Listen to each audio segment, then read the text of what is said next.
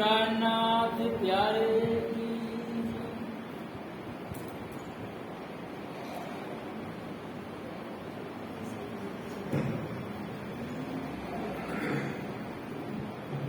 प्रथम लागू दो चरण को,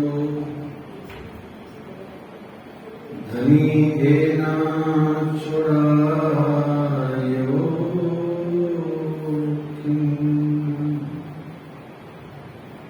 लाग तली डालिया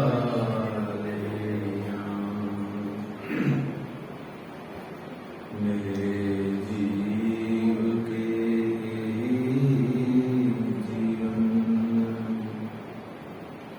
इन पांव तले पड़ी रहूं, इन पांव तले पड़ी रहूं, धनी नजर खोलो बातूं,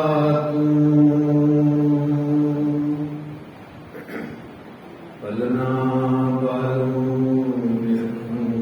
नेत्रे मेरे जीव के जीवन,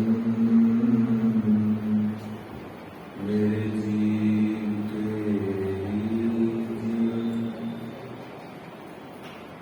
कदमों लागू करूं सेजदा,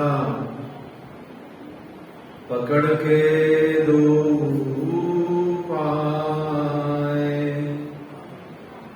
हुक्म करत है मासूम, बीच आशिक के दिल आए।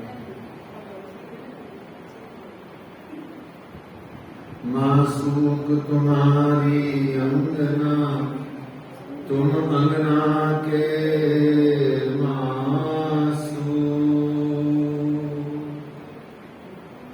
हे हुक्मे इलम दृढ़ किया, अजूरू क्यों न होत तू कटू, अजूरू क्यों न होत तू कटू। वंदो सद्गुरु चरण को,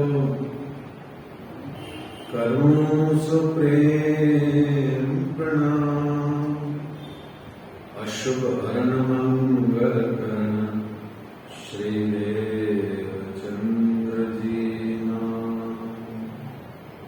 श्री प्राणनाथ निज मूलपति, श्री में राज सुनाम, तेज कुंवर श्यामा जुगर जीवो, पल पल करूं प्रणाम, पल पल करूं। बोलिए श्री प्राणनाथ प्यारे की जय, श्री कृष्ण कन्हैया लाल की जय, श्री निजानंद स्वामी की जय, श्री बैजूराज महारानी जी की जय, श्री महाराजा छत्रसाल की जय, महामती श्री लालदास जी महाराज की जय, बाबा दयाराम साहेब जी की जय, सद्गुरु श्री रामदास जी महाराज की जय, परमहंस श्री चरणदास जी महाराज की जय, परमहंस श्री हरिदास जी महाराज की जय, सद्गुरु श्री जयदास जी महाराज की जय, सर्व सुंदर साथ की जय, श्री श्यामा महारानी जी की जय। प्रणाम परम धाम देख, करी के प्रणाम देख,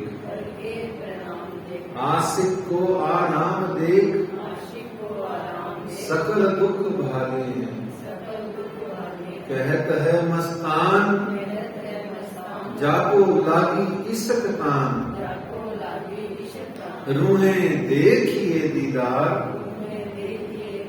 श्री प्राणनाथ जी परना जी में विराजे हैं। श्री प्राणनाथ जी गुम्मट जी में विराजे हैं। बोलो श्री प्राणनाथ प्यारे की, धाम के धनी की।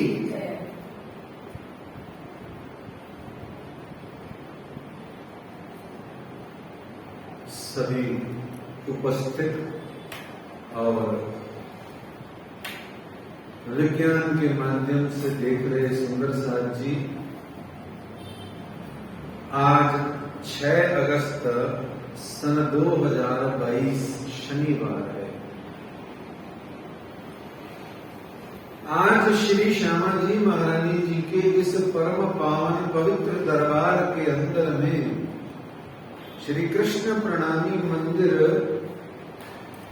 जवाहर नगर जयपुर की इस धरती पर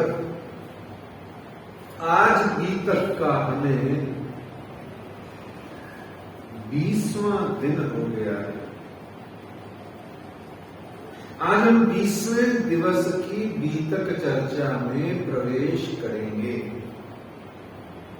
कितनी अपार करुणा और कृपा है श्री श्यामा जी की, सद्गुरु महाराज की, कि वो हमसे अपना काम करवा लेते हैं। कल के प्रसंग में हमने जाना था कि लक्ष्मीदास और लच्छीदास नाम के 2 ब्रह्मश्रेष्ठ सुंदर साथ रहे। लच्छीदास पारसमणि वाले जो सोना सोना करना चाहते थे, तो राज्य ने उनको कहा ये गोल्ड गोल्ड गोल्ड छोड़ करके ये जो तेरे आत्मा का सोना सोना है, नींद नींद नींद है, निद्रा निद्रा है, इसे उड़ा दे। संसार के गोल्ड की कोई जरूरत नहीं है, ला ऐसा गोल्ड बनाने वाली तेरी पारस मणि को ही मैं कुंड में डाल देता हूं। तो उन्होंने मना कर दिया कि किसी भी प्रकार से सोना नहीं है चाहिए, सिर्फ नींद वाला सोना जो है उसे हटाना चाहिए। और लक्ष्मीदास जी का भी हमने देख लिया कि वो कर्म कांड, बाह्य आडंबर और सिर्फ क्रियाओं में अपना जीवन व्यतीत कर रहे थे। और क्रिया कितनी भी कर लेना, कर्म जितना मर्जी कर लेना, एक पैसे का भी कर्म, क्रिया, कार्य, गतिविधि परमात्मा तक नहीं पहुंचती है, पहुंच ही नहीं सकती है। पंच तत्व और पंच तत्वों से निर्मित यह भौतिक जगत का कुछ भी परमात्मा तक नहीं पहुंचता है। सब आपके यहीं के आयोजन प्रयोजन है और यहीं रह जाएंगे। सब मन बहलाने की बातें हैं, या अगर अच्छे से कहा जाए पॉजिटिवली, तो इतनी शिशु अवस्था की पहली क्लास भी नहीं है। ये बिल्कुल ही एलिमेंट्री शिशु अवस्था की बातें हैं। और शिशु अवस्था में तो अभी बच्चा क ख ग ग सलेट भी नहीं पकड़ता और वर्णमाला को भी लिखना नहीं जानता, खुद ही नहीं बोल पाता है, तुतलाता है। तो ऐसे ही जो क्रियाएं हैं ये तुतलाने वाली हैं, पूर्ण रूप से व्यर्थ नहीं है, परंतु यही कुछ भी नहीं है। इतने से में रुक जाओगे तो क्या पाओगे? ऐसे ही लक्ष्मीदास और ऐसे ही लच्छीदास, वो तो रुपया पैसा में मरे जा रहा है, ये कर्म कांड में खपे जा रहा है, और दोनों ही परमात्मा को नहीं पहुंचते। कल हमने जाना था, फिर कयामत का अर्थ थोड़ा सा समझा। हरिद्वार प्रसंग में आए और हरिद्वार प्रसंग में आके हमने संप्रदाय पद्धति के 25 प्रश्नों का खूब रस भर के आनंद लिया। फिर आरती का हमने आनंद लिया। वही नई नवखंडो आरती हमें समझ में आया कि ब्रह्म चबूतरा जो हरिद्वार हर की पौड़ी के पास में है, उसमें ब्रह्म चबूतरा पर आपकी सब मिल संतों महंतों ने आरती करी। आप शिवजी साहब जी हरिद्वार से पुनः दिल्ली आए, अनूप शहर की ओर गए और फिर दिल्ली आए। शेख मीरा जी का संवाद तैयार हुआ। तफसीर हुसैनी बाजार से 38 रुपए में खरीद के लाई गई। नलुए तैयार हुए। कांजी बाई कासिद बन के 5 अधिकारियों को देने गए और उन्होंने उसको रिजेक्ट कर दिया, उत्तर नहीं दिया। फिर जामा मस्जिद की सीढ़ियों पर मोमिन सुंदर साथ जाके सनंद गा रहे हैं। और नंदलाल घड़ियाल जी जो घंटा बजाने का काम करते थे, वह गुसल खाने में रुक्का चिपकाने के लिए, कुर्बानी के लिए शिव जी पे ईमान लाए और उन्होंने चिपकाया। पूरे महल में, औरंगजेब के महल में, बादशाह के महल में शोर मच गया। और 12 मोमिन जो सनंद गाते थे उनको भेजा गया कि भाई आप जाइए और जा करके उनकी जागरी कीजिए। लेकिन उनको सिद्दीक फौलाद ने कैद में कर लिया। औरंगजेब तो चाहता था कि इमाम यहीं से मिलूं और ये 12 मोमिन आए, मिले, मेरे को समझ में आए कुरान के मार्मिक रहस्य। और जो एक सबऑर्डिनेट्स होते हैं, अधिकारी होते हैं, जो नीचे के लोग होते हैं, ये भड़का करके असली बात को पहुंचने ही नहीं देते हैं। हमारे जीवन में भी ऐसा ही होता है। हमारे पास में सच्चाई आने से पहले वो इतने हाथों से गुजर जाती है कि झूठ ही याद आ जाता है। तो हमको जो सच्चा आदमी है वो भी झूठ लगता है। जैसे कोई किसी के लिए कह देता है मेरे को तो उसने कहा था ऐसा।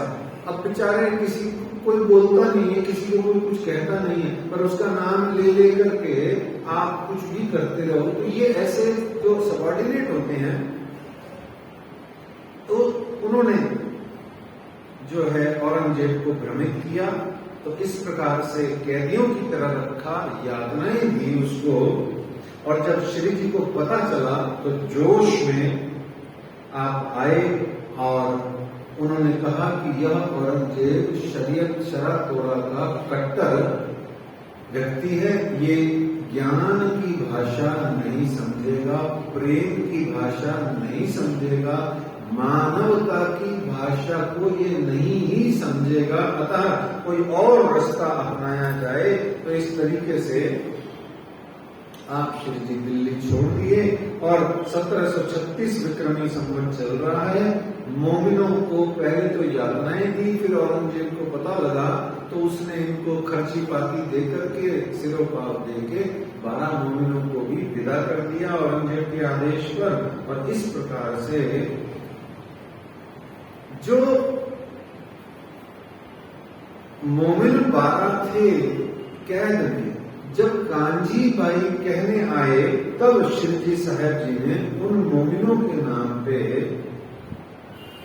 पत्री लिखी और उस पत्री को लालदास जी महाराज ने भावों को बीतक साहब ने लिखा। वो पत्री तो नहीं मिल पाई या ना हाथ आई या जो भी है, वो मूल पांडुलिपि पत्री कहाँ गई पता नहीं, लेकिन उस पत्री में जो लिखित सार था वो सार आप श्री लालदास जी महाराज ने लिखा। तो आइए सुंदर साहब जी लालदास जी को बुलाते हैं, पत्री का सार बताएं और आगे के आज के प्रसंग में वो लेके जाएं। तो श्री महामती कहें ऐसा जी बया चर्चा का बखत, अब तुम सुनियो चित्त दे, लाल आगे आए बैठे तखत, लाल आगे आए बैठे तखत। तब पाती लिखी हादिये ने करने खातिर जमा मोमिन, सिखापन सब विद की सुनियो दिल रोशन, सुनियो दिल रोशन। लिखी हादी ने पाती, हादी पाती लिखी, हादी सदगुरु ने पाती लिखी। प्यारे सुंदर साथ जी, मूल स्वरूप अक्षरातीत ने ब्रह्म सृष्टियों को जगाने के लिए सबसे पहले हुक्मे वेद कतेब में लिखे लाखों निशान, और फिर उसके बाद में उन्होंने कहा इसक ईमान ल्यायो मैं भेजूंगा रसूल। क्या कहा उन्होंने? इश्क ईमान लाना, मैं रसूल भेजूंगा। और फिर उसके बाद में 2 कागज और 2 कासिद भेजे। कौन कौन से 2 कागज हैं और कासिद हैं? कुरान और भागवत लेके कौन आए? रसूल और सुखदेव मुनि। और इस तरीके से उसके बाद में श्री राजी महाराज ने 12 मोमिनों को पत्री लिखी, बड़ी छोटी। और इसके बीच में भी पहले भी याद करो, आप पहले भी याद करो, ये सोना गोल्ड मतलब रुपया पैसा, धनवान और निर्धन के बीच में शुरू से ही जंग चलती है। धनवान निर्धन को कुछ नहीं समझता, और निर्धन का धन सिर्फ धर्म होता है। और जो धनवान से धन को किसी भी तरीके से, चाहे धर्म के नाम से चाहे व्यापार के नाम से ऐंठना चाहता है, उसकी तो पूछिए। तो वो गोल्ड वाले को, धन वाले को तो कहता थे कि आत्मा जागृत हो गई, पर श्री राम जी भाई जो शिव जी साहब जी का पत्र लेके आए, उनको कहते हैं ले जाए तेरा लेटर साथ में, किसी काम का नहीं है। ध्यान है आपको, ये पत्र है राम जी भाई का। और इसके अलावा शिव जी साहब जी ने 4 बार बिहारी जी को भी पत्र लिखा, संभवतः 3 बार तो ध्यान है, 4 बार लिखा है शायद। और फिर उसके बाद में पन्ना जी के अंदर में आके श्री बाईजूराज महारानी जी ने भी बिहारी जी महाराज को एक पत्र लिखा है, जो पत्र आज छपा हुआ भी कहीं उपलब्ध है साहित्य में। आप लोगों ने शायद पढ़ा हो या नहीं पढ़ा, खूब अच्छे से उपलब्ध है। बहुत सुंदर और बहुत बढ़िया पत्र है, जो स्वयं बाईजूराज महारानी जी ने लिखा है। इस तरीके से कई प्रकार के पत्र आदि गीतक के अंदर में आते हैं उल्लेख। अभी यहां बड़ी पत्री और छोटी पत्री का भाव चल रहा है। 12 मोमिन को सिद्दीक फौलाद अपनी कैद में रखकर शरीयत की आड़ में यातनाएं दी, भया कसाला मोमिनों पर। तब आपने उनको पत्री लिखी, और यह पत्री वास्तव में 12 मोमिनों को ही नहीं लिखी है, ये पत्री वास्तव में आज जो हम पढ़ सुन रहे हैं, ये हमें भी लिखी है। वो 12 मोमिनों को तो लिखी, पर 12 को कह करके वो सबको इंगित कर रहे हैं, क्योंकि इस पत्री में बहुत सी ऐसी बातें हैं जो श्री जी साहब जी का आदेश है, उपदेश है, निर्देश है। हम सब सुंदर साथ के लिए, हम माने या नहीं माने, पर सुने तो अच्छे से जरूर। मानना नहीं हो, न मानेगा न मानिएगा, परंतु सुनिए अच्छे से जरूर, क्योंकि कभी कभी सुनते रहने से भी वह बात बुद्धि में स्थिर हो जाती है, और कभी न कभी लाभ देती जरूर है। इस तरीके से कहते हैं कि वो पत्री उन्होंने लिखी, धर्म पर कुर्बान होने वाले, सेवा करने वालों के लिए उन्होंने पाती लिखी। महामती लालदास जी यहाँ कहते हैं, ये पाती दिल्ली में ने थे कैद में हम, तिस वक्त ले आया कांजी बदल हुक्म। जब लड़ाई के समय, लड़ाई मतलब धर्म युद्ध के समय, हिंदुओं का वेश बदल करके मुस्लिम टाइप वेश धारण करके ये 12 मोमिन जब वहां गए,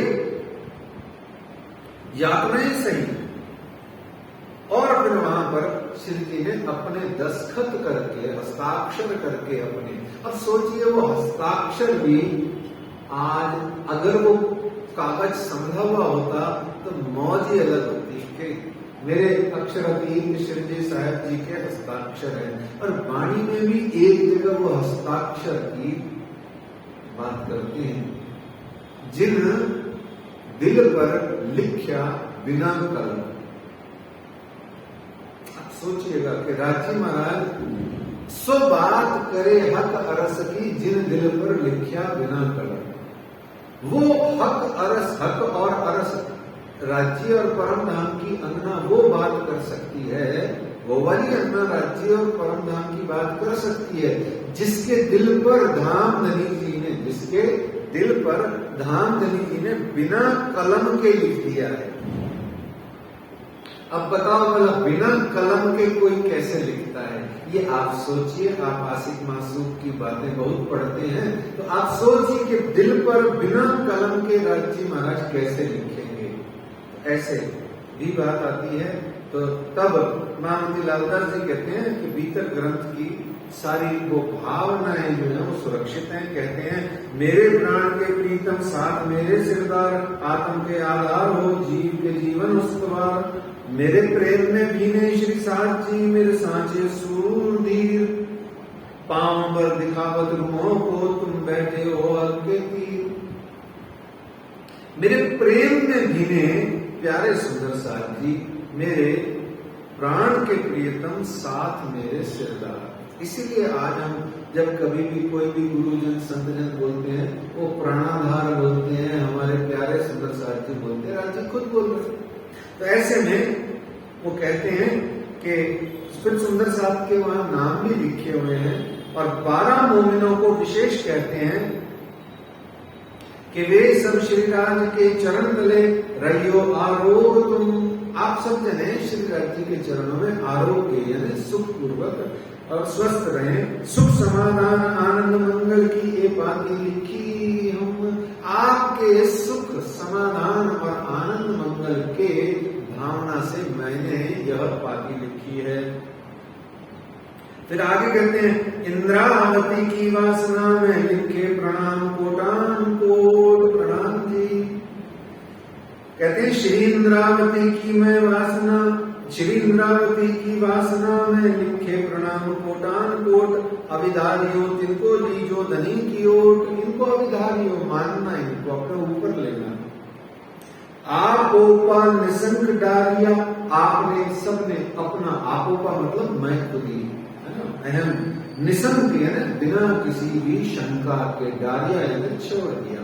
आपोपा निसंग डारिया, मेरे साथ सब शोभा जो। एक दूजे से सिरोमन आगे कदम धरे इनको। आप सब क्या हो सुंदर साथ जी? एक से बढ़कर एक। कोई ये नहीं कह सकता कि ये बड़ा है कि ये छोटा है कि ये बड़ा है। सबके सब एक से बढ़कर एक हो। और आप लोगों ने अपना सर्वस्व कुर्बान किया है, और कुर्बानी की ये जो सिफत है, ये जो प्रशंसा है आपकी कुर्बानी की, ये शब्दातीत बताई गई। इसको राजी ने कहा ये शब्दातीत है आपकी कुर्बानी, इसका शब्दों में वर्णन संभव नहीं हो सकता है। कुर्बानी जो है वो श्री तारतम वाणी में भी कितनी बार आया है। आप एक दो चौपाई से ध्यान कीजिए। ईमान लियाओ सो लाइयो, कहूं अनुभव की बात। क्या कहते हैं कुर्बानी और ईमान के लिए? ईमान लियाओ सो लाइयो, कहूं अनुभव की बात। मोह को मिले इन विद सो, श्री धाम धनी साख्यात। ईमान है तो धनी मिलेंगे। और कहते हैं कुर्बानी का नाम सुन मोमिन उलसत अंग, और पीछे होते जो मोमिन दौड़ लिया तिन संग। छत्रसाल जी महाराज ने इंटरनेशनल घोषणा करी, श्री प्राणनाथ के धर्म में जो कोई लाए ईमान, छत्रसाल के ऊपर तन मन धन कुर्बान। और भी बहुत सारी हैं, बहुत सारी हैं। मोमिन आकिंदारों को चाहे, अपने भी उन्हीं को मिलाए। और साथ की शोभा देखिए, करे कुर्बानी आत्मा, और कहते हैं करत कुर्बानी सबके मोमिन करे न कोई। खूब चौपाइयां हैं कुर्बानी और ईमान पर। तो आप सब सुंदर साथ एक से बढ़कर एक ईमान वाली सिरदार भी हो और एक से बढ़कर एक कुर्बानी का शूरा तन सखियन का मुक्ते कहो न जाए, श्री मामत कहें सो समया निकट पहुंचा आए। आप सब कुर्बानी के जज्बे हो। तो इस तरीके से आशीर्वचन दिए कि सब श्री राज के चरण तले रहियो आरोग तुम, सुख समाधान मंगल की एक पाती लिखी है। आपको आशीर्वाद है सबको। तो इस तरीके से उन्होंने फिर कहा दिलासा देते हुए कि हकीकत ये समझियो आपन माया सो हुए बेजान। आप मेरे प्यारे सुंदर साथ जी 5 के 5,000 प्लस 12 के 12,000 प्लस जो बैठे हैं वो, प्लस जो जितने भी सुन रहे हैं वो, प्लस जो आगे धीरे धीरे आगे बढ़ेंगे वो भी। क्या कहते हैं? दिलासा देते हुए कहते हैं हकीकत एक समझिए। इस हकीकत को समझना कि आपन माया सो हुए बेजार। हम माया से बेजार हो चुके हैं। सिताबी काम क्यों ना होता है, सब मिल क्यों ना होत तैयार। जल्दी जल्दी काम क्यों नहीं होता, सब तैयार क्यों नहीं होते, ऐसा भावना हृदय में मत लाओ। हुक्म करत आपे काम, जिन हड़बड़ाओ मोमिनो, हुक्म करत आपे काम। हड़बड़ हड़बड़ मत करो, एंजाइटी उद्विग्नता को पैदा मत करो, घबराओ मत, घबराओ मत। राज्य महाराज का हुक्म अपने आप काम कर रहा है, बस तुम कुर्बानी, ईमान, इश्क और सेवा को पकड़े रखो। देखना सब अच्छा करेंगे वो, ऐसा उन्होंने कहा। और फिर उसके बाद में जागने का काम है हमारे लिए, बहुत बड़ा काम है। इस तरीके से तुम सूर धीर काम किया, सो तुम जिन जानो किया हम। और तुमने ये नहीं सोचना है कि तुमने इतना बड़ा काम किया है तो ये तुमने किया है, तुमने नहीं किया है इस काम को, ये तो राज्य के हुक्म से हुआ है। ये हक्के शोभा दई तुमको, इस श्री राज्य ने आपको शोभा दी है। ये होए ना बिना हुक्म, ये बिना हुक्म के नहीं हो सकता। जीवन में भी हमें ऐसा ही सोचना है। हमसे कोई अच्छा काम हो जाए बाई चांस, है ना। वैसे तो हम स्वार्थ के सिवाय कोई काम नहीं करते हैं, कोई भी नहीं करता है। अपने ही अपने लिए करते हैं और अपने ही अपने में अच्छा अच्छा कह के खुद ही खुद खुश हो जाते हैं। और जहां कहीं खुद की तारीफ नहीं हो वहां जाते ही नहीं, है ना। ऐसा ही करते हैं सब, स्वभाव है। पर यहाँ वो कह रहे हैं मान लो किसी का कभी कोई भला हो जाए आपके हाथ से, तो वो भला हो जाए, या कोई एक देश के लिए, समाज के लिए, कोई धर्म के लिए, किसी एक गरीब दुखियारे के लिए यदि आपसे कोई काम हो जाता है या आप कर लेते हो, तो आप ये न सोचना ये मैंने किया, मैंने दिए उसको। ऐसे छाती ठोकना मतलब छाती में कुबुद्धि है, छाती में मैल है। मैंने दिए उसको, मैंने किया, ये मैंने किया, मैं नहीं होता तो न जाने क्या हो जाता। और मैंने देखो उसके साथ में ऐसा ऐसा किया था, नहीं तो देखो उसकी क्या हालत होती। ये सब चीजें व्यर्थ हैं, ये व्यर्थ। और इसके लिए वो कह रहे हैं कि ये हुक्म काम कर रहा है। आप 12 मोमिन वहां औरंगजेब से जाके जो धर्म युद्ध करके जीत रहे हो ना, ये राज्य का हुक्म करा रहा है आपको। हमको कह रहे हैं वास्तव में, मोमिनों की तो हो गई बात 350 साल पहले। आज आपको कह रहे हैं कि अगर धर्म के क्षेत्र में वाणी भीतर और साहित्य के माध्यम से या सुंदर साथ की सेवा के माध्यम से अगर आपसे कोई काम बन पड़ रहा है, तो याद रखो ये धामधनी जी का हुक्म करा रहा है। आप ये ना सोचना ये मैं कर रहा हूं, मैं नहीं होता तो मैं ये कुछ कोई होता ही नहीं, कुछ भी नहीं होता, ऐसा कुछ नहीं होता। कई मैं आए और इस दुनिया से निकल लिए, वो आज तक भी मैं ही करते रहे, उनका कुछ काम नहीं हुआ, चले जाते हैं सब। और जो मैं नहीं करते हैं, जो हम करते हैं, जो हम सब करते हैं, वो आज भी इतिहास में जिंदा है। ठीक है ना। ऐसे वो समझा रहे हैं। श्री जी आगे कहते हैं पहले हम हिंदू वेश में थे, अभी आपने मुस्लिम वेश धारण किया है। जब आप लौट आओगे तो वापस हिंदू वेश धारण कर लेंगे। अभी तुमने औरंगजेब की जेल के अंदर में ही थाना थापा हुआ है। अब जब बाहर आओगे तो ऐसे हम कई सारे अपने स्टेशन, ज्ञान केंद्र, अपने ऐसे आश्रम और अपने ऐसे सेंटर्स बनाएंगे जहां से हम जागने का काम करेंगे। उन्होंने एक बार भी नहीं कहा मंदिर बनाएंगे, ध्यान रखना। हाँ, मंदिर तब बने जब मंदिर बना करके आप मंदिर से आत्म जागृति, सिर्फ आत्म जागृति के कार्य करें तो मंदिर भी बहुत काम की जगह है। नहीं तो मंदिर सिर्फ उपासना पूजा का एक केंद्र होता है जहां आप अपनी श्रद्धा जाके समर्पित करते हैं। परंतु अधूरी बात हो जाएगी जिस मंदिर में ग्रंथ नहीं है। आप देखिए राम मंदिर में रामायण पधराई हुई मिलेगी, शिव मंदिर में जाइए साइड में बैठा हुआ वो पढ़ता हुआ मिलेगा, पंडित हमेशा शिव पुराण पढ़ता हुआ बांचता हुआ मिलेगा। क्यों? वो पाठ रखाते हैं, हजारों लोग, सैकड़ों लोग वहाँ सहस्त्रमणि और पाठ कराते हैं। और राम मंदिर में रामायण के पाठ होते हैं, पढ़ते रहते हैं, निरंतर बांचते रहते हैं। आप कभी भी किसी भी मंदिर में चले जाइए, अन्य किसी सनातन मंदिर में भगवत गीता का पाठ निरंतर होता रहता है। एक प्रणामी मंदिर ही ऐसे हैं जहां पर न जाने आप क्या करते हैं आकर के और क्या करके चले जाते हैं, फिर भी आपको खुशी बहुत होती है। मेरी तो आज तक समझ में नहीं आता खुश क्यों होते हो आप, क्या मिलता क्या है आपको, क्या करके क्या गए हो मंदिर से बाहर? विचार करो सुंदर साहब जी, ये मेरी विनम्र विनती है।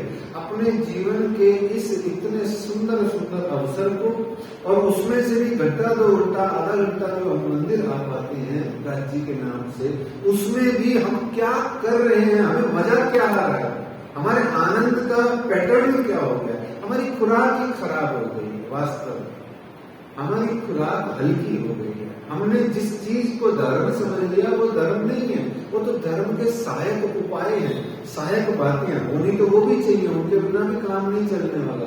परंतु क्या वही धर्म है? क्या उनसे राज्य मिल जाएंगे? विचार तो कीजिए। अच्छा, बार बार जो ज्ञान और वाणी भीतर कहा जाता है, तो वाणी भीतर पढ़ के 5000 चुपैया रट के भी राज्य नहीं मिलेंगे, ये भी ध्यान रखना। ऐसा नहीं सोचना कि वाणी भीतर रट लेंगे तो राज्य मिलेंगे, वो भी नहीं मिलेंगे। सभी चीजों को विचार करना है, एक पूरा का पूरा हमें मॉडल बनाना है, हर तरीके से हर चीज को जोड़ना है।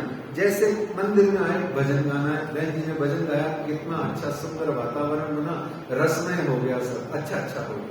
चलो भाई अब ज्ञान चर्चा करते हैं। जब ज्ञान चर्चा हो गई तो और कोई सेवा कर लेंगे, फिर थोड़ा प्रसाद भी चाहिए, वो भी चाहिए। तो मिक्स पैकेज है ये पूरा। पर उसमें विशेषकर याद रखना है कि ज्ञान और भक्ति ही जीवन का आधार है। दो ही चीजों से हमें परमात्मा की उपलब्धि होती है, हो सकती है, हुई है, जिन लोगों को हुई है, आगे भी ऐसे ही होगी। एक ज्ञान जिससे बुद्धि में पड़ा हुआ मोह अहंकार का पर्दा हटता है, दूसरा हृदय जिसमें मल भरा हुआ है, कुटिलता भरी हुई है, वो राज्य के प्यार करने से वो निकल जाता है। ऐसे ही परमात्मा का बनता है भाव। तो ऐसे में वो कहते हैं हम बहुत जगह खाने बनाएंगे और तुम्हारा जो तेज है वो दिन दिन बढ़ता जाए और बढ़ती बढ़ती रोशनी सब खलकों को पहुंचाए। आप देखना तुम मेरे मोमिनो, तुम्हारा तेज जो है ना वो पल पल बढ़ता जाएगा, बढ़ता बढ़ता बढ़ता बढ़ता वो इतना ऊंचा जाएगा कि सखी तेज भर्यो आकाश लो, है ना। और कहते हैं रोशनी पटुके करिए आकाश में, इतना ऊपर जाएगा कि आकाश 14 लोक ब्रह्मांडों का 8 अखंड मूर्तियों से जगमग हो जाएगा, सिर्फ तुम्हारी बरकत से। बरकत इन रूहान की विस्त देसी सबन। लेकिन कब? जब हम ब्रह्मशिष्टियां ही स्वयं ईमान, इश्क और इल्म के माध्यम से जागरूक होंगी तब। तो बड़ा मोमिनों को समझानी है तो वो ट्रेनिंग हमने भी लेनी है। फिर उन्होंने कहा बादशाह से एकांत में बात करना, नबी नारायण की सनद सुनाना और बादशाह को इमाम मेहंदी की पहचान कराना कि वो आ गए हैं, वहां पहाड़ी टेकरी पर बैठे हैं। तो इस तरीके से ये पत्री आपने लिखी, बहुत विस्तृत है, खूब सार गर्भित है और एकांत में बैठ के अर्थ सहित चौपाइयों को पढ़ेंगे तो आपको बहुत आनंद आएगा। फिर यहाँ बहुत ही प्यारी एक चौपाई कहते हैं लालदास जी महाराज, आखिर के समय, आखिरी पत्री के आखिर में कि अब तो तुम 12 हो। सुनिए कितनी प्यारी बात है। अब तो तुम 12 हो, तुम मिलसी 12,000, और ताबे तुम्हारे होंगे, तुम ही हो सिरदार। तुम्हारे ताबे मतलब हुक्म के अधीन, ताबा है ना हुक्म। तुम्हारे ताबे अधीन, हुक्म के अधीन कितने हो जाएंगे? सारे के सारे जीव श्रेष्ठ, ईश्वरी श्रेष्ठ। कब? जब तुम 12 से 12,000 ईमान, इश्क और इल्म लेकर के राज्य पे मरने के लिए तैयार हो जाओगे। ये ध्यान रखने वाली बात है। हमारे यहाँ सुंदर साथ के लिए नहीं मरता है। आपके पास में करोड़ों रुपया है, आप XY काम में लगा दोगे, किसी भी जगह पे कहीं भी लगा दोगे, चलो वो किसी भी तरीके से आप कुछ भी तरीके से आप लगा दोगे, पर वो जो सड़ रहा है पास में, दुखी हो रहा है, पीड़ित है, उसको बच्चे की पढ़ाई करनी है, उसको इलाज कराना है, उसके पास में कुछ है नहीं, उसका आदमी गुजर गया, उसकी सहायता के लिए आप 4 आना भी देने से पहले 50 बार निंदा करने से नहीं चूकते हो। इन कामों में क्या करना है? ये कोई काम? हमारा स्वभाव ही ऐसा है, और इसलिए हमें भी कोई सहायता नहीं देता है। याद रखना, हमें भी कोई दान दक्षिणा सहायता कोई क्यों नहीं देता है? क्योंकि हम सबके साथ ऐसा करते हैं। आपने कभी अपने सुंदर साथ के लिए विचार किया? कोई संस्था ही नहीं है पूरे भारतवर्ष में, अपने प्रणामी समाज की अभी हम बात करें, पूरे भारतवर्ष में एक संस्था नहीं है, एक भी ऐसा केंद्र नहीं है जो ये गरीब अनाथ बच्चों को खुले दिल से पढ़ाए लिखाए, उनको विद्वान बनाए, नौकरी दिलाए। माताएं बहनों में से जो कोई, जिनका व्यक्ति खत्म चला गया है इस दुनिया से, उनका कोई सहारा बने, अगर वो निर्धन है तो। वृद्ध माता पिता है, वो दुखी परेशान डोल रहे, हमने कुछ भी नहीं देना है, देते ही नहीं है। कोई गुरुजन साधुजन साहित्य के, धर्म के प्रचार प्रसार में न जाने कब से कार्य कर रहे हैं, साहित्य में तो कुछ देते ही नहीं है। क्यों नहीं देते हैं ये मुझे भी नहीं पता है। और कार्यों में 2.5, 3 लाख रुपए दे के आएंगे और पता नहीं क्या क्या करेंगे, और साहित्य का नाम आते ही पर्ची में छपेगा, इन्होंने 250 रुपए की सेवा करी। अरे भाई, तो इतना बड़ा सेठ है, 250 रुपए की तो जवाहर नगर से जयपुर, गुरु नानकपुरा से जवाहर नगर से जयपुर जाते तो 200 रुपए का पेट्रोल लग जाता है आपका 10 किलोमीटर में। विचार तो करो, क्या दे रहे हो अपने राज्य महाराज के प्रचार प्रसार में, कर क्या रहे हो? कोई संस्था ही नहीं है। ये राज्य महाराज आपको इस पत्री के माध्यम से ललकार रहे हैं, पुकार रहे हैं, आपके अंदर में वो भावना जगा रही है, मर मिटो, आज समय आया है। अब क्या करोगे? और कितने दिन जियोगे, कितना गुजरान करोगे? तो ऐसे में धामधनी जी कह रहे हैं, अभी तुम 12 हो, मिलके 12,000 हो जाओगे प्यारे सुंदर साथ जी, और तुम सब कोई धन धन करेगा संसार, तुम सबको धन धन करेगा संसार। जो वाणी इश्क देखेंगे एक तरफ परवरदिगार।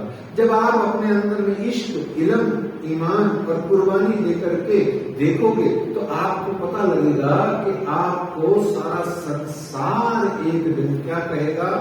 धिक धिक पढ़ो मेरी रूह को नहीं।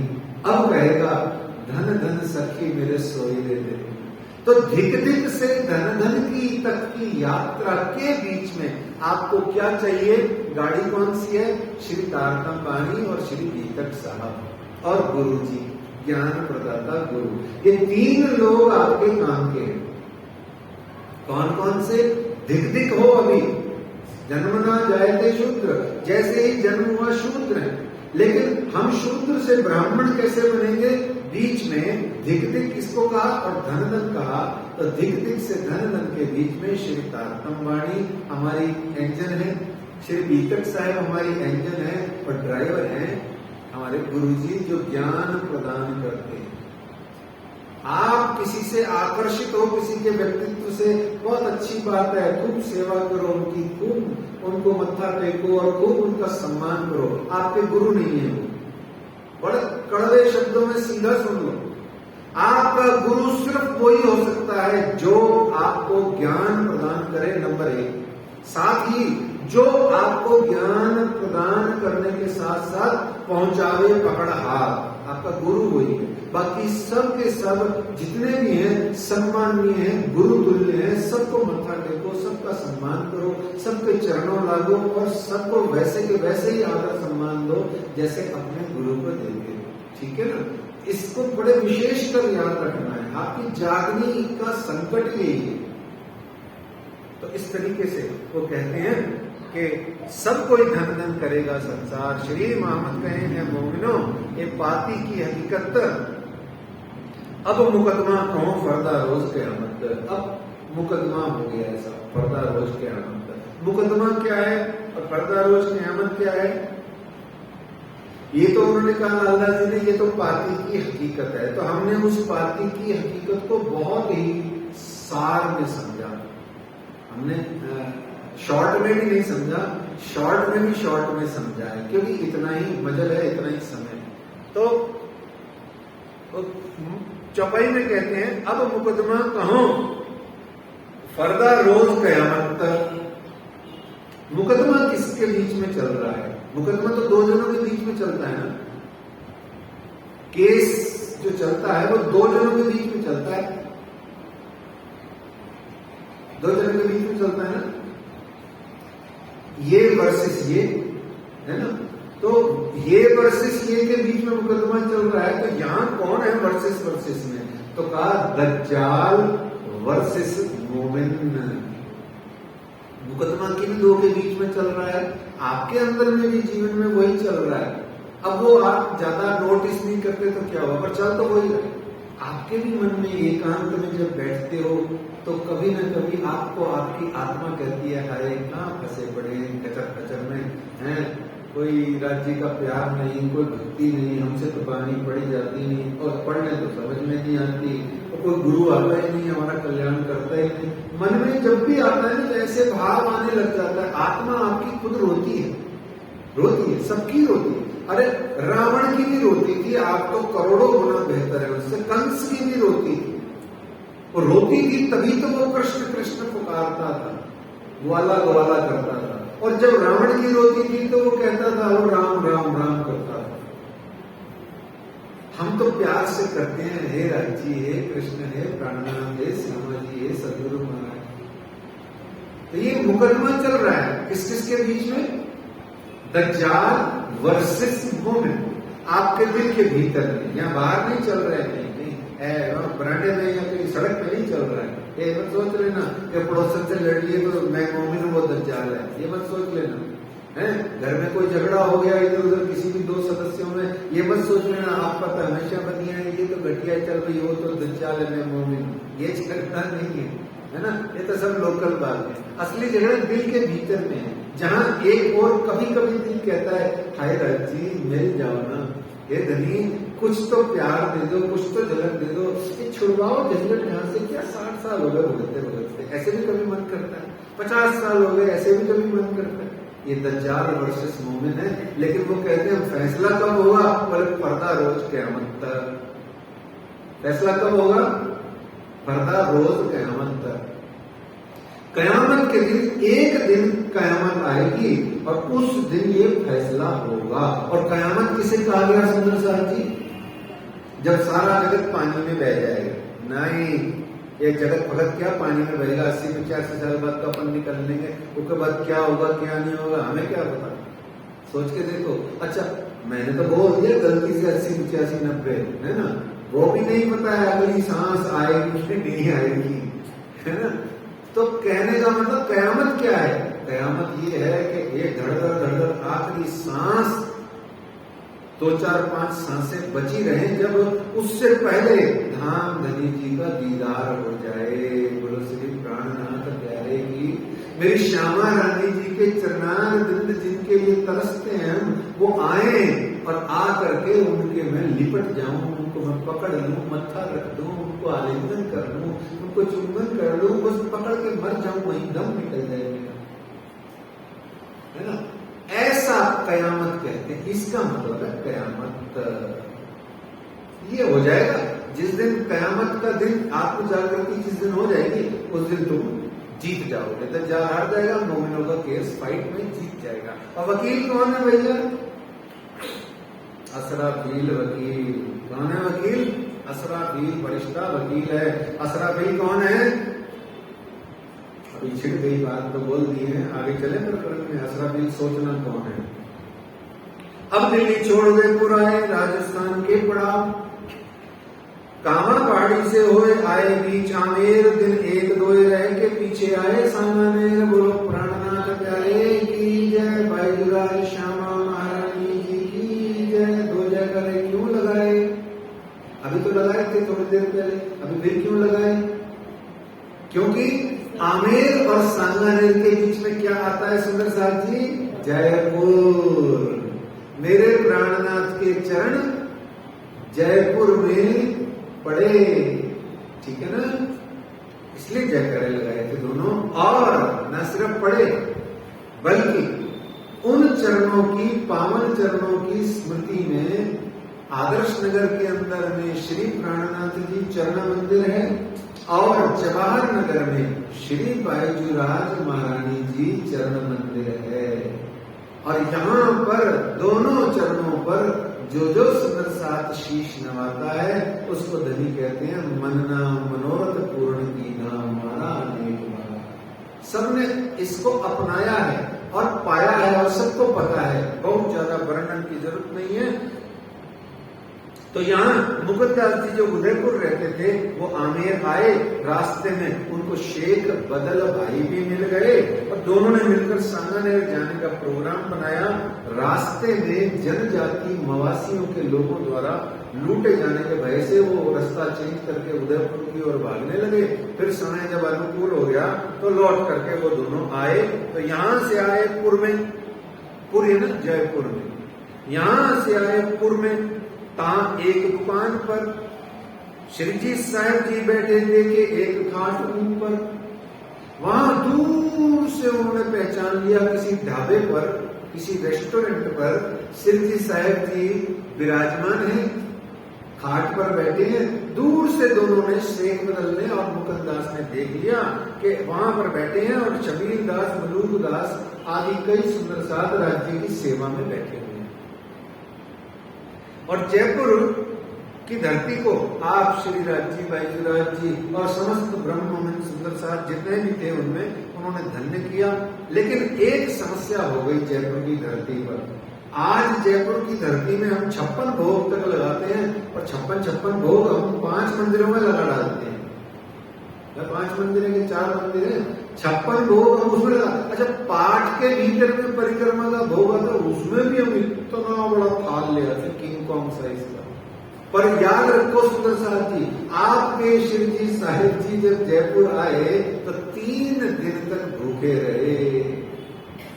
ये दुख का समय है।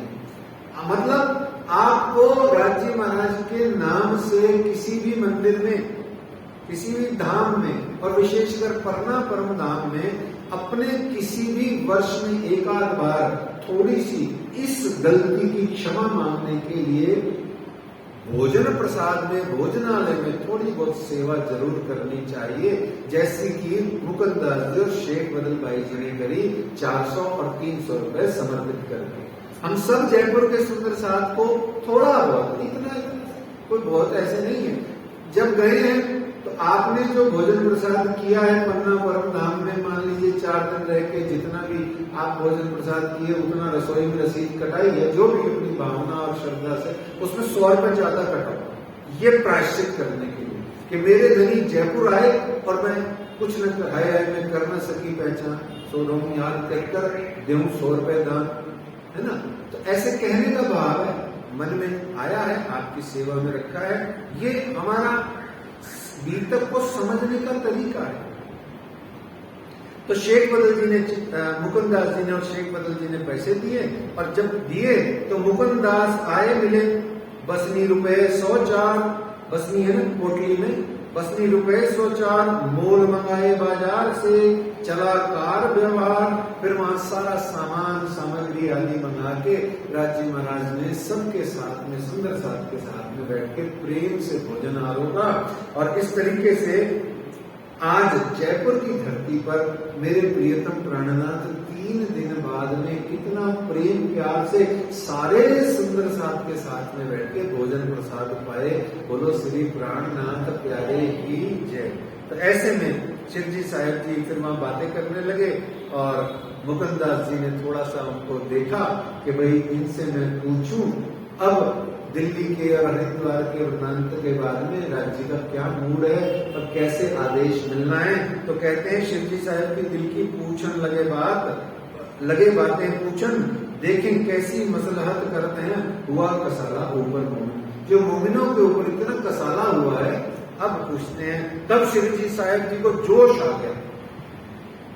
तब शिव जी साहब जी ये कहा, अब छोड़ो ना इन्हें, अब इसको नहीं छोड़ूंगा और इलाज करवा रही जड़ उखाड़ो बुनियाद बने। अब मैं इसको जड़ से ही उखाड़ डालूंगा किसी और रास्ते से। किसी और रास्ता मतलब किसी भी एक हिंदू राजा को जागरूक करके उसको अपनी ताकत शक्ति दे करके परम धाम का बल दे करके इसको मैं संपूर्ण रूप से नष्ट कर डालूंगा।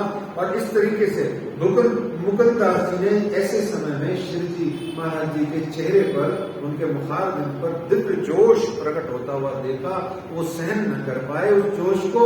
फिर आगे आदेश हुआ कि उदयपुर के आसपास जरगापंथी लोग रहते हैं, मुकुंददास जी को हुक्म हुआ उनको जगाओ। परंतु मुकुंददास जी की चिंता ये थी कि जहां शिव जी साहब जी रुके हुए थे जिस स्थान पर, वो स्थान कई प्रकार के मवासी और अन्य आदिवासी और भीलों के कारण से वो सुरक्षित नहीं था।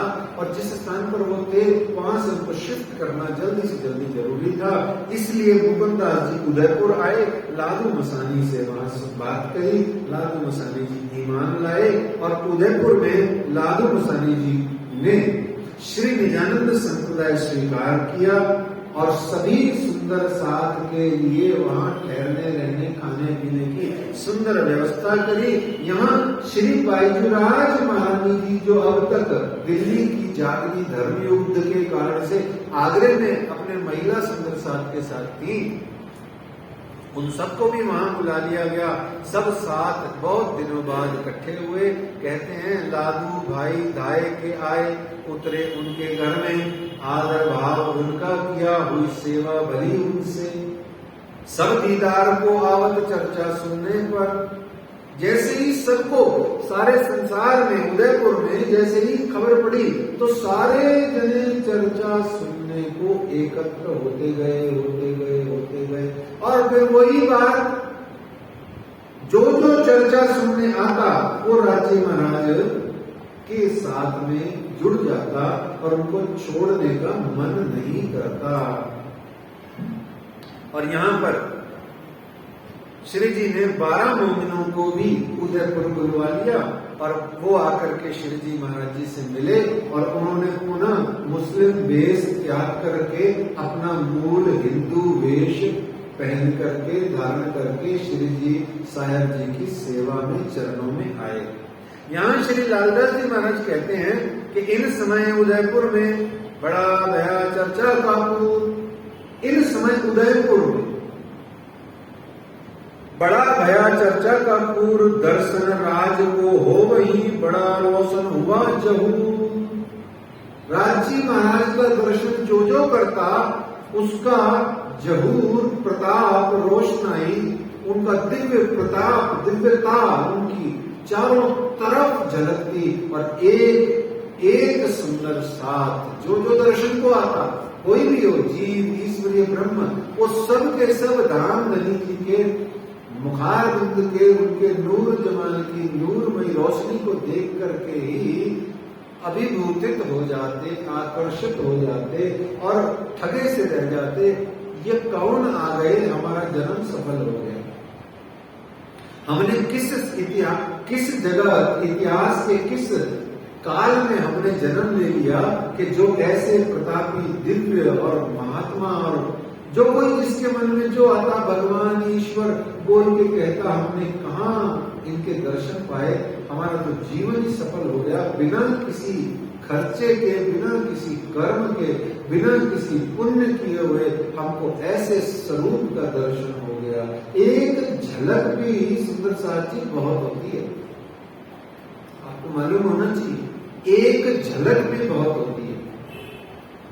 वो कल भी उदाहरण दिया था, एक बूंद जहर की भी बहुत होती है, एक बूंद अमृत की भी बहुत होती है। विष पियोगे मर जाओगे, अमृत पियोगे अमर हो जाओगे। ऐसे ही सच्चिदानंद पार ब्रह्म के पांचवें स्वरूप की एक झलक पालोगे तो क्या हो जाओगे? तो क्या हो जाओगे? चलो बताओ, आपको 10 सेकंड दिए, मैं भी चुप हो जाऊंगा। सच्चिदानंद पार ब्रह्म की एक झलक पालोगे तो क्या हो जाओगे? वो तो मेरे को भी देख के आप चुप हो जाते हो, बोलते ही नहीं। अरे सच्चिदानंद पार ब्रह्म को देख करके आपका क्या होगा? एक झलक देख के चपाई भी है, मैंने कल भी बोली थी, परसों बोली थी, मैं हमेशा ही बोलता रहता हूँ, मेरी फेवरेट चपाई है। चपाई क्या? एक चरण है वो तो बहुत अच्छी बात है। चलो, अरे एक चपाई है, लियाओ प्यार करो दीदार। अरे हुआ दीदार तो आया प्यार। सिर्फ दीदार का एक ही सुख होगा, भर जाओगे प्यार से, कुछ नहीं बचेगा प्यार के सिवा। तू प्यार का सागर है, तेरी एक दर्श के, तेरी झलक के प्यासे हो। बस सच्चिदानंद परमात्मा, अथवा जिसे श्यामा जी कहें अथवा उनके चरण कहें, उनकी नूरी झलक, झलक की किरणें, रंग, उनके रंग, उनकी तरंग की एक कोई किरण अगर हमारे को दिख जाए, क्या कहते हैं श्रृंगार ग्रंथ में राज जी, सुनिए, 1 मिनट सुन लीजिए। मूल मिलावा है और उसमें बैठे हैं कंचन रंग सिंहासन पे युगल स्वरूप अक्षरातीत श्री राज श्यामा जी। राज श्यामा जी के राज्य जो है उनका श्रृंगार है, उनका जामा है, उनकी जार है, उनके वस्त्र हैं, उनके आभूषण हैं। उन वस्त्रों आभूषणों में कई कई प्रकार के बेल, फूल, पत्र, कटाव आदि नक्काशियां हैं और उनके अंदर में भी कई माणिक, मोती, रत्न जड़े हुए हैं। उन रत्नों में से एक रत्न, मान लीजिए माणिक है ना, कहीं भी, जैसे मान लीजिए ये है ना, और इसकी ये किनारी पर राजी महाराज के माणिक आदि की जरी की काम हो रहा है और इसके अंदर में जरी के काम में एक नंग है माणिक का, ये वाला एक नंग माणिक। अब इस एक नंग माणिक की तरंग उठती है, इस एक नंग माणिक की क्या किरण उठती है, कहां जाती है? परम धाम के आकाश में जाती है। क्या जाती है? परम धाम के आकाश में जाती है। अब राजी महाराज यूं समझ लो नीचे लीला में खेलते हैं, सखियां यहां नीचे मूल मिलावा आदि स्थानों पर बैठे हुए आसमान में देख के पहचान जाती हैं कि ये जामे की है, कि इजार की है, कि राज्य की पगड़ी की है, कि राज्य महाराज के किसी वस्त्र आभूषण की लगी हुई एक नंग की कोई किरण वहां है। अच्छा, ऐसे एक नहीं जाती है, असंख्य असंख्य नंगों की और वस्त्रों की तेज ऊपर बढ़ जाती है। सखियां फिर भी उस मिक्सचर में से भी पहचान जाती है। वहां से अगर उनका मन हो ना कि मुझे तो इस नंग की रोशनी को पकड़ करके इजार पे जाना है, तो वो वही वाली रोशनी पकड़ती है और इजार पे आ जाती है। ऐसा आनंदमय श्रृंगार है। अगर श्री श्यामा जी के चरणारविंद की झलक तो बहुत बड़ी बात है, उन श्यामा जी के चरणों के नूरी चरणों की एक किरण भी अगर हमारे को, किरण की तरंग, तरंग की रंग की किरण की तरंग की, अरे बहुत बराबर बारीक से बारीक कोई चीज भी दर्शन हो जाती है, हमारा जीवन प्रेम से भर उठता है। इसीलिए हमारे जितने भी माताएं या ब्रह्मश्रेष्ठियां आज इस संसार में हुई है ना, जो प्रसिद्ध नहीं है, पोस्टर नहीं लगे हुए हैं उनके, वो सब प्यार से भरी हुई थी।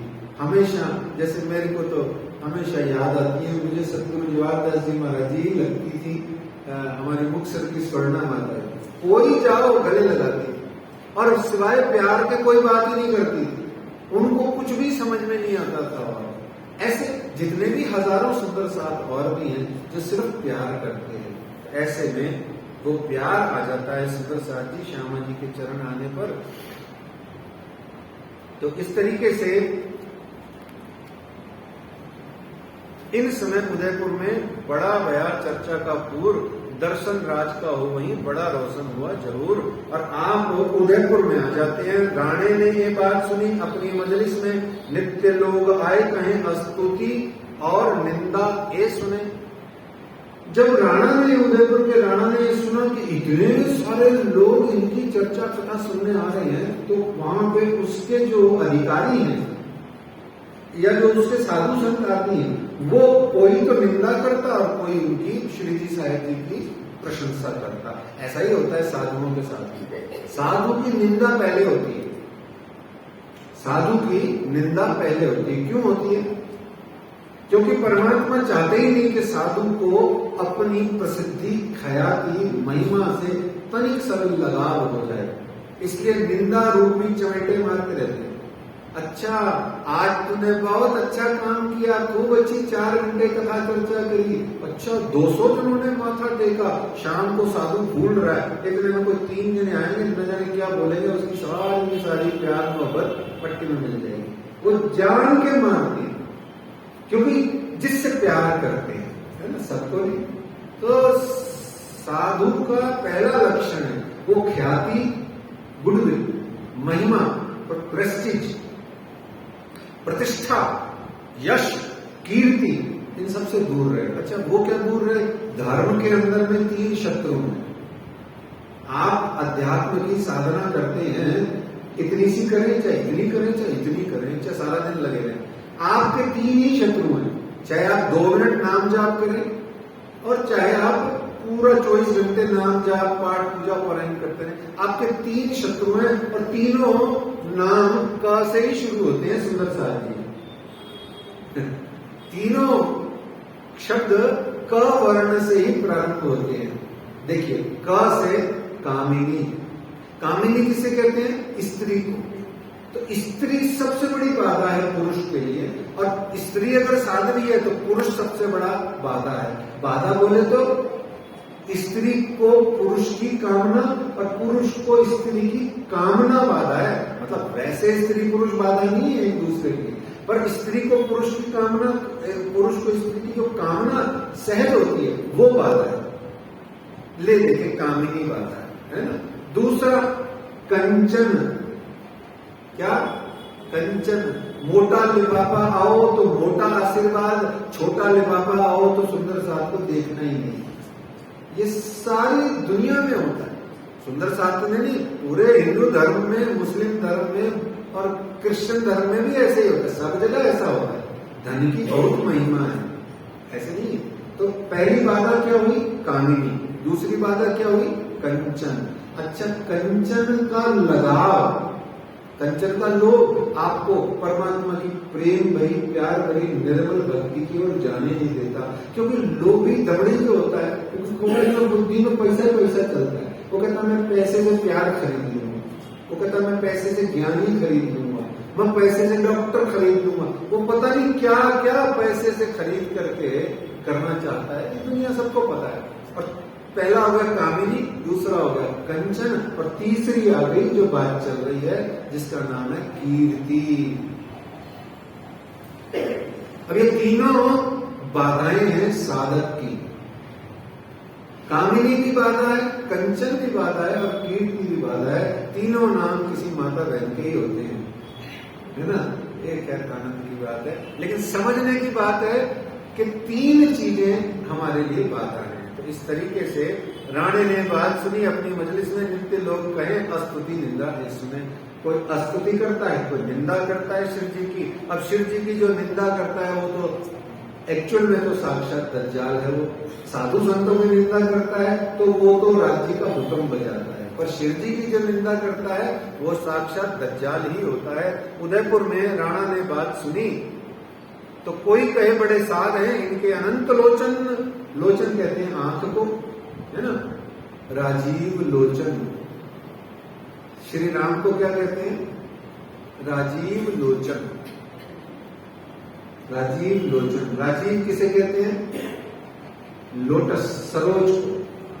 सरोज, कमल, सरोज, उत्पल, राजीव, ये सब कमल, लोटस पुष्प के नाम है। तो जिसके नयन कमल के समान हो वो राम राजीव लोचन है। तो ठीक है, तो इस तरीके से कोई कहे बड़े साध हैं, इनके अनंत लोचन, इनकी बहुत आंखें हैं। कोई कहे एक ठग है, इन्हों भेख धरा मोमिन। कोई कहता है ये तो ठग है, इन्होंने मोमिनों का, साधु संत का भेष धरा हुआ है। कोई कहे कुरान पढ़त है, कोई कहे वेद कतेब, इन भात राणे आगे बातावताने। सब तरीके से आगे लोग ऐब ढूंढते, कोई प्रशंसा करता, ऐसे चलते रहे। राणा ने फिर चेकिंग करने के लिए कुछ पंडित भेजे, कुछ विद्वान भेजे, लेकिन वो सारे पंडित, सारे विद्वान कौन थे? सुंदर साथ जी वाणी में बड़ा प्यारा शब्द आया उनके लिए। कौन से विद्वान पंडित थे वो? पेटार्थु। पेटार्थु, पेट के लिए काम करने वाले पेटार्थु। वाणी में चपाई आती है ना, सुनी होगी आपने। गोविंद के गुण गाए के कापर मांगत दान, दिख पड़ोते मानवी जो बेचते हैं भगवान। तो इस तरीके से आए और उन्होंने श्री जी साहब जी से चर्चा करी, सबके सब निरंतर हुए। यहाँ श्री जी साहब जी ने चर्चा में 40 प्रश्न भागवत के और 15 प्रश्न वेदांत के ऊपर में चर्चा करी। सुंदर साथ जी, आपको मालूम होना चाहिए कि प्रणामी संप्रदाय में प्रश्न प्रश्न प्रश्न जिसे कहते हैं वो कहां से शुरू हुए और कितने प्रकार के हैं। कोई किसी को प्रश्न कर रहा है, कितने प्रकार के, कब कब, कहां कहां, कैसे कैसे हैं। सबसे पहले 5 प्रश्न।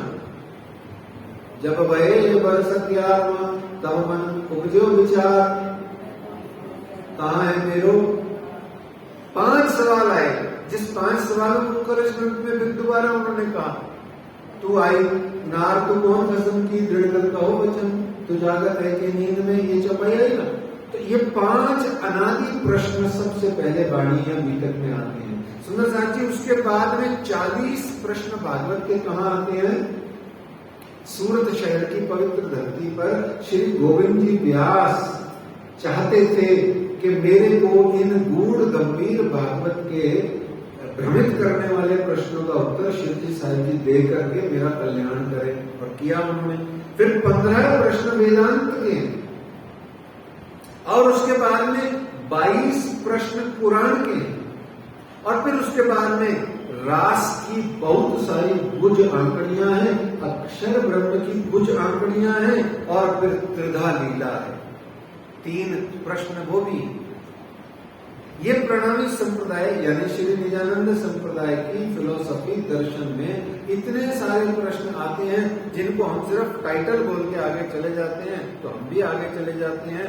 यहाँ उन पंडितों ने राणा के आगे जाकर निंदा करी, ये किसी काम के नहीं है, ये किसी भी तरीके से साधु संत और महात्मा नहीं है।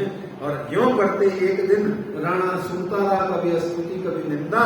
तो इस तरीके से यूं करते एक दिन राणा चला ताल पर, यूं करते एक दिन राणा चला ताल पर, श्री जी साहब जी कहां चले, श्री भाई जी राज रहे साथ खातिर।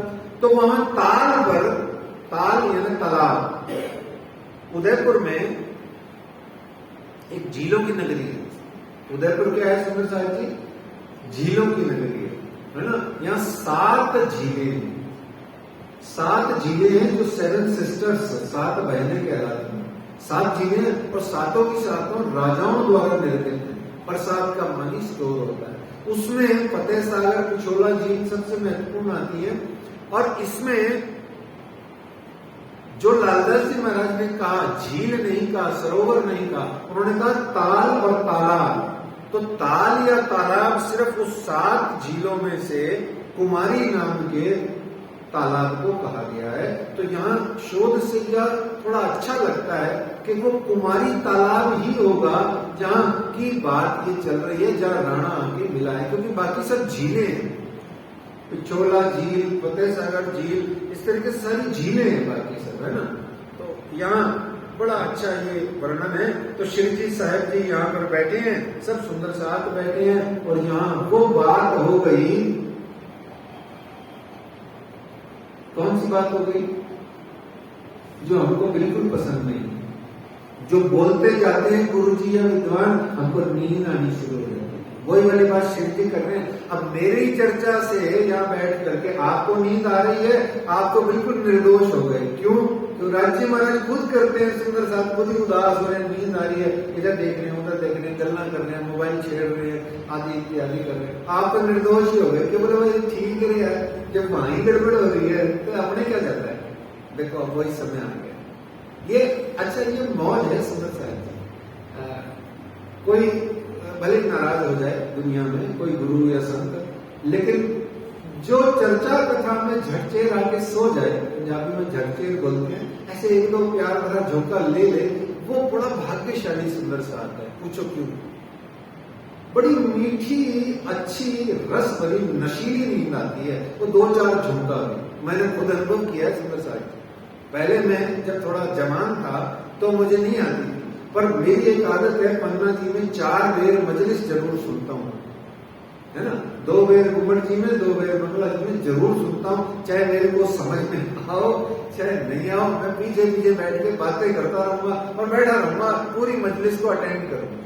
क्योंकि पन्ना जाने का मतलब 2 ही है, बल्कि 3। एक दर्शन, सारे मंदिरों में दर्शन दर्शन दर्शन दर्शन दर्शन। दूसरा, नंगे पैर ढूंढते जाओ, ढूंढते जाओ, घूमते जाओ, मतलब नहीं है, कोई काम नहीं है, लेना देना नहीं है, ढूंढते जाओ, इधर उधर घूमते जाओ। क्या कर रहे हैं पता नहीं, कभी कोई सुंदर साथ टकरा रहा है, कभी कोई टकरा रहा है, कभी चाइना पी रहे। ये पन्ना जी की मौज है, और इसको पूरा जीत के एनकैश करना चाहिए 4, 5, 6 दिन में, 2 दिन में, जितने दिन में रहो। और तीसरी और महत्वपूर्ण चीज, एक बार की भी मजलिस नहीं छोड़नी है। 11 वर्ष की जो अनवरत लीला है पन्ना धाम की, वो यही है। वो 24 घंटे की है। आज तो सिर्फ 25-25, 30-30 मिनट की मजलिस होती है। तो बंगला जी में रात को मेरे को ये जबरदस्ती ले जाती थी। पहले मैं नहीं सुनता था पहले, फिर जब से आदत बनाई इन्होंने, तो मैं बैठा बैठा धड़ाम धड़ाम झोंके खाता हूँ। और इतना झोंका आता है, कई बार तो 12, 12:30 बज जाते हैं। सामने जो बैठा होता है ना पीठ करके, मुझे उसकी पीठ पे ही मेरा सर लग जाता है। तो बोला श्री प्राणनाथ तो प्यारे की, तो आनंद अलग होता है उसका। तो इसमें कोई दोष नहीं है ना। तो आइए अब चलते हैं। श्री जी साहब जी यहाँ वो काम कर रहे हैं, क्या कर रहे हैं? श्री जी साहब जी ने यहाँ सबके अवगुणों का हिसाब लेने के लिए उनको खंडनी के वचन कहे, झकझोर देने वाले वचन कहे। और 1729 से जो विरक्ति का झंडा लेकर के, वैराग्य और त्याग का झंडा जागरी का लेकर के श्री जी साहब जी के साथ सुंदर साहब जी चले थे। आज 1736 के आसपास 7-8 वर्षों में ही सबके सब आपस में ही गृहस्थी बसा लिए। और सोना जवाहरात जो भी इधर उधर से जो भी चलते रास्ते में जितनी भी दान दक्षिणा भिक्षा मिली, सबके गहने वस्त्र सुंदर सुंदर सिलासन करके सबके सब साधु संसारी हो गए। और यहाँ जितने भी मूल्यवान आभूषण थे, सबने जो घर परिवार बसा लिए वो तो ठीक है, पर जितने भी कीमती वस्त्र थे और आभूषण थे और रुपया पैसा था, आभूषण और रुपया पैसा तो श्री जी साहब जी ने लेकर के लालदास जी आदि को जमा करा दिया। और जितने भी वस्त्र कीमती थे, साधारण वस्त्र नहीं, कीमती वस्त्रों को सारा ले जाके जरूरतमंदों में बंटवा दिया। तो इन समय अवगुण साथ के ताको लेने लगे हिसाब, सब सात पर खंडनी जोर हुई इनके बाद। तो सब जनों में से रोए धोए राजी भई, कुछ तो रोए धोए राजी भई, और कुछ नाच कूद हुए खुशहाल, और कुछ नाच कूद के खुशहाल हो गए। बोले बोले मजा आ गया, मजा आ गया, मजा आ गया, फ्रेश हो गए।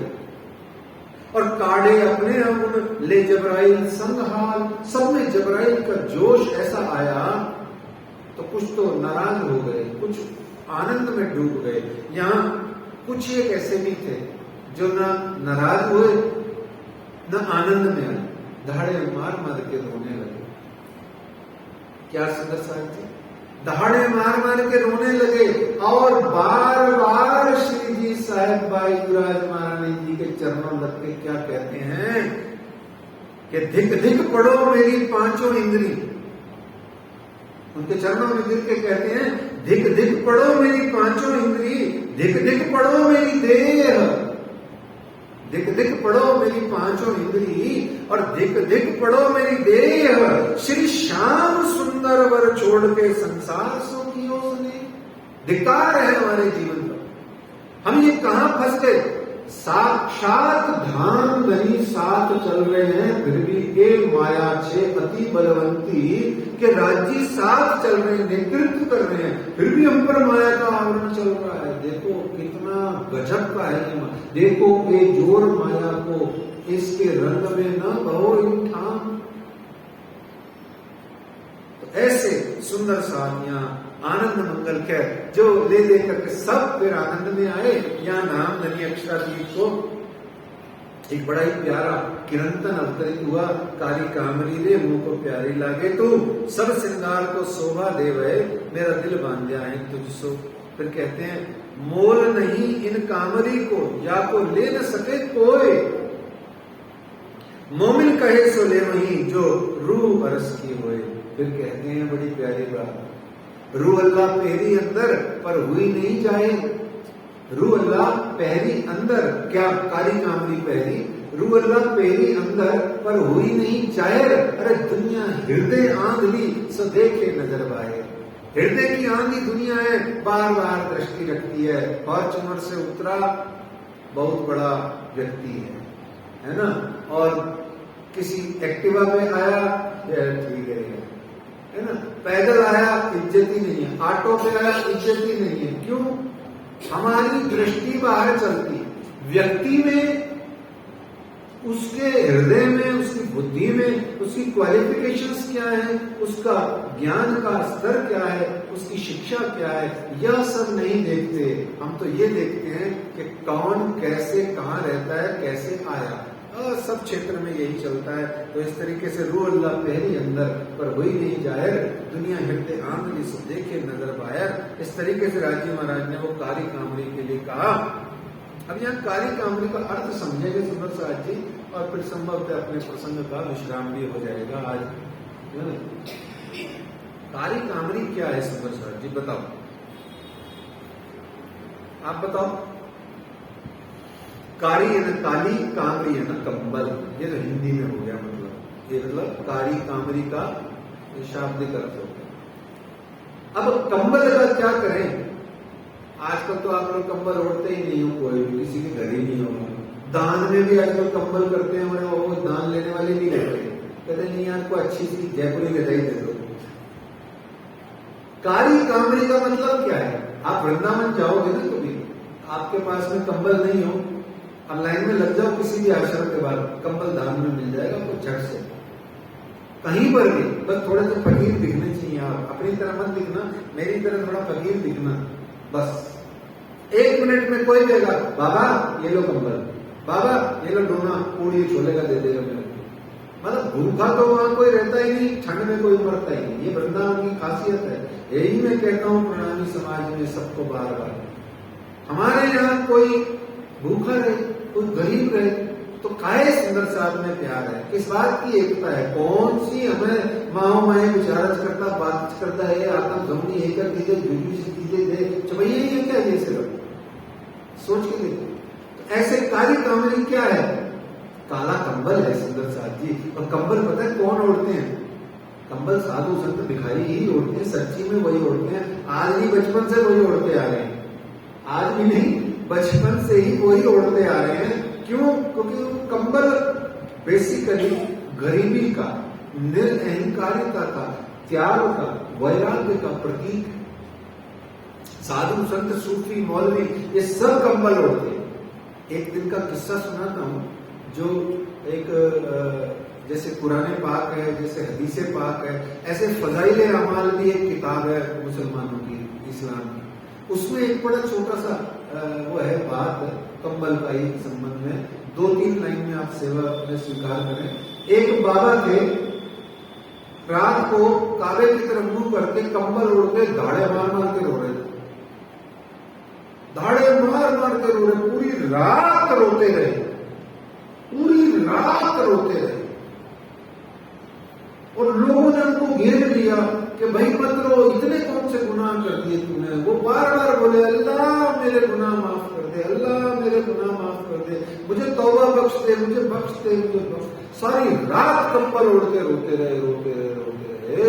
सुबह सुबह लोगों ने पूछा भैया बाबा आखिर तूने इतने कौन से गुनाह कर दिए जो तुम रोते हो, तुझे पूरी रात बीत गई, आखिरकार तेरी शक्ल तो दिखा दे। तो कहते हैं जब कंबल वाले ने, बाबा ने कंबल हटाया तो वो काबा के प्रमुख मौलवी ही थे। सारे लोगों ने दाड़े मारना शुरू कर दिया। बोले जब इनका ये आलम है कि ये गुनाहों को बख्शवाने के लिए सारी सारी रात कंबल ओढ़ते रो रहे हैं, तो हम तो क्या चीज है, हम तो बहुत ही गुनहगार हैं, हमारे गुनाहों का कोई हिसाब ही नहीं। कंबल का मतलब ये, और भी बहुत किस्से हैं कंबलों के। तो इस तरीके से कंबल के 5 अर्थ तारतम वाणी में निकलते हैं, उसका आप आनंद लीजिए। सबसे पहला कंबल होता है सुंदर साथ जी, ये जो कनुआ है, कालो काला कलूटा है, ये जो 3 टांग का टेढ़ा है, कौन? ये जो कनुआ है, कलुआ है, काला है, 3 टांग से टेढ़ा है, 3 जगह से टेढ़ा है, त्रिभंगी लाल है। ये जो काला कृष्ण है ना, इसको प्यार करने का मतलब होता है कामरी को ओढ़ लेना। उस काले कृष्ण के प्यार को ओढ़ने का मतलब होता है काली कामरी रे मोह प्यारी लागे तू। कंबल का प्यार करके क्या चार डालना है? कपड़े को प्यार करके क्या करना है? कपड़ा तो प्रतीक है ना। मेरी मान लीजिए लैला मजनू का किस्सा है, उसमें महबूबा ने वो जो लहरिया कलर का दुपट्टा ओढ़ा हुआ है, तो दुपट्टा ले लेकर मजनू घूमता रहता है, आहा मेरी माशूका का दुपट्टा है, उसको दुपट्टे को ही प्यार करता रहता है। लेकिन कब? जब वो माशूका का हो तब। तो माशूका से प्यार है, दुपट्टे से थोड़ा ही है। दुपट्टा चूंकि माशूका का है, ऐसे ही कृष्ण की ये प्यार की चद्दर है, वो ओढ़ना कारी कामरी है। और 24 घंटे ओढ़ने के लिए, कहीं कहीं 1-2 बार ओढ़ा फिर छोड़ दी ना, 24 घंटे जो कृष्ण की चादर ओढ़ के रहता है। और दूसरा कहा कामरी का वास्तविक साधु संतों का तत्व का अर्थ जो है दर्शन का, वो वैराग्य कहा गया। और काला अर्थ क्या होता है सुंदर साथ जी? काले का मतलब क्या होता है? कलर्स एंड हो जाते हैं, रंग बचते ही नहीं है। इंसान जब किसी भी रंग को नहीं अच्छा समझता तो वो काला हो जाता है। काले का मतलब अब किसी रंग से, राग रंग से, किसी भी दुनिया के किसी भी राग रंग से प्यार नहीं है। और फिर कहते हैं जो आपके लिए, आप साधक सुंदर साथ के लिए प्यार में भीने सुंदर साथ के लिए जो अर्थ है, इस श्री तारतम वाणी में जो लिखे हुए अक्षर हैं, शब्द हैं, वो काली शाही से लिखे गए हैं। इन काली शाही से लिखे हुए शब्दों को अपने चित्त भीतर में प्यार करना, उतार लेना भी कारी कामरी ही कहा गया है। असली कारी कामरी यही है। ये जो काले काले अक्षर हैं, इनको देख करके चित्त भीतर में कुछ कुछ हो रहे हैं, कुछ कुछ होता है। ऐसा कुछ कुछ होता है कभी किसी को, वाणी के शब्द पढ़ के कुछ कुछ होता है, तो इसका मतलब ये है कि वो कारी कामरी यानी कि श्री कृष्ण का प्यार, यानी राज्य का प्यार आपके दिल में असर करता है। ये वचन ऐसे जागृत हैं, आपको असर करते हैं तो कुछ कुछ होता है। राज्य महाराज पूरी वाणी में आपको हजारों बार आई लव यू कहते हैं, पर एक बार भी आई लव यू हमारे चित्त तक नहीं पहुंचता। क्यों? हमारे फाटक ही बंद है, हमारे दरजे ही बंद है, खिड़की तक नहीं खोल रखी है। राज्य कहे जा रहे हैं आई लव यू, मैं तुमको प्यार करता हूं, मैं रह ना सकूं, रो बिना। अरे तुम भी तो रोए, रह ना सको मुझ में। पर हम नहीं सुनते हैं, या जो सुनते हैं उनके चरणों में प्रणाम है। देखो सब नहीं ऐसे होते हैं, पर ज्यादातर ऐसे ही होते हैं। तो इसको भी कारी कामरी कहा गया। और फिर ये जो हमारी वीणा है, ये जो वीणा है तन रूपी, और इस तन रूपी वीणा में जो हमारी आसक्ति है, उस आसक्ति को त्याग के विरक्ति को अपनाना भी कारी कामरी है। देह में आसक्ति है, देह वीणा कही गई है, देह तन रूपी वीणा है, बजती रहती है। और इसमें जो आसक्ति है, उससे जो विरक्ति हो जाती है, वह भी कारी कामरी कही गई है सुंदर साथ जी। और सबसे प्यारी बात, मेरे धाम धनी अक्षरातीत का जो जोश इशक है, वह भी काली कामरी के माफिक है, समान है। इस तरीके से उदयपुर में श्री जी साहब जी ने यहाँ पर पट दर्शन का काम चल रहा था, तो कहते हैं वहां पट का काम चले लिखावे बैठे श्री राज, मुकुंदास दरोगा रहे बैठा था इनका। मुकुंदास जी दरोगा यानी कि चौकसी करते थे, देखते थे डिस्टर्बेंस नहीं हो, क्योंकि राजी महाराज सुनता ध्यान से पूरे 25 पक्ष परम धाम का लालदास जी के साथ में वर्णन करते थे। तो राणा एक दिन रास के कीर्तन दूर से सुने, राणा ने एक दिन रास के कीर्तन दूर से सुने, उसमें इतना ही अंकुर था। तो यहाँ कहते हैं श्री मोहम्मद कहे मोमिनो एक तालाब करो याद, फिर कहो उदयपुर की जो बीतक बुनियाद। तो फिर उसके बाद में वहां से राज्य महाराज उदयपुर में थे, तालाब से उदयपुर चले गए और उदयपुर में आए तो क्या हुआ, औरंगजेब ने राणा को दबाने के लिए और उसको हिंदू से मुसलमान बनाने के लिए चारों तरफ से घेर लिया, पर राणा अटल होकर के बैठ गया कि तू मेरे को मार दे, युद्ध हो जाए, पर मैं हिंदू धर्म नहीं छोड़ूंगा। तो फिर औरंगजेब ने अपनी सेना को चारों तरफ से घेर के उसको घेर लिया उदयपुर को। तो यहाँ पर प्रजा में हलचल मच गई। तो राणा ने अपने कुछ सैनिक अधिकारी भेज करके कहा कि भेज दिया कोतवाल को, तुम विदा हो 4 दिन, सब सुख समाधान हो गई, फिर आइयो साधु जन। अभी ये साधु जनों, ये सब जनों की समुदाय जो युद्ध को उन्होंने निवेदन किया, सारी ब्रह्म सृष्टियों के युद्ध को, अभी आप जाइए, अभी यहाँ राजनीतिक उथल पुथल हो रही है, धर्म कर्म में मन नहीं लग रहा है, आप जाइए, जब कभी भी सुख समाधान का समय आएगा आप वापस पधारिए, मैं आपको वापस बुलाऊंगा। उसने भेंट आदि दे करके राजी महाराज को शिवजी साहब जी को विदा किया। तब यहाँ शिवजी साहब जी विचार किया, हुआ हमको हुक्म, ये आज्ञा है श्री राज की, यहाँ से उठो तुम।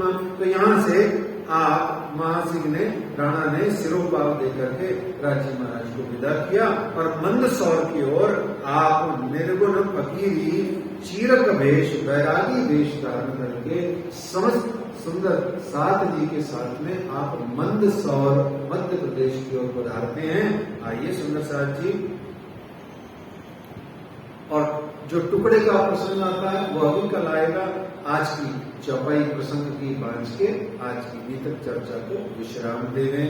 श्री महामती कहे मोमिनो, ए उदयपुर की बीतक, अब कहूं मंदसौर की, जो बीतक हुक्म जो बीतक हुक्म आनंद मंगल श्री राम की जय, श्री भाई जुराज की जय, श्री महाराजा छत्रसाल की जय, श्री सुंदर साज की जय, श्री सुंदर साज जो साहब जी के चरणारविंद में सोचित दीजिए, कृपा कीजिए। बोलो श्री प्राणनाथ प्यारे की जय, बोलो श्री प्राणनाथ प्यारे की, धाम के धनी की, श्री श्यामा महारानी जी की प्रणाम।